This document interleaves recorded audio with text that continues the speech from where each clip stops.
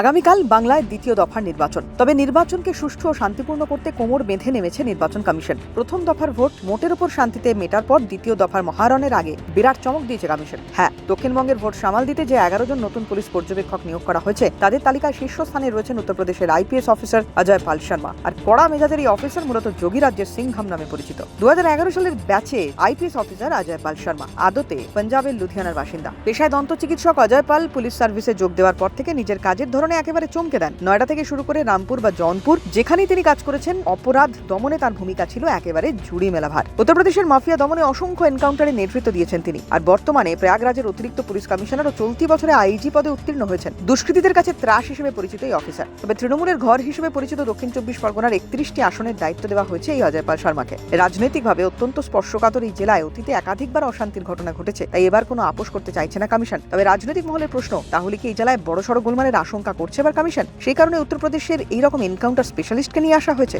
ইতিমধ্যেই অজয় পাল শর্মার হুঁশিয়ারিও ভাইরাল হয়েছে। आसपास के जितने भी लोग हैं अच्छी तरह से समझ लें कि अगर किसी ने बदमाशी करी तो उनका कायदे से इलाज किया जाएगा। फिर अगर कहीं से खबर आ गई कि किसी ने कोई खुराफात करने की, किसी को परेशान करने की कोशिश की है, तो फिर उसकी खबर फिर अच्छे से लेंगे हम। ये जहांगीर के घर वाले भी खड़े हैं, उसको बता देना कायदे से। ये बार बार जो खबरें आ रही है कि उसके लोग धमका रहे हैं, तो फिर अच्छे से खबर लेंगे, फिर बाद में रोना पछताना मत।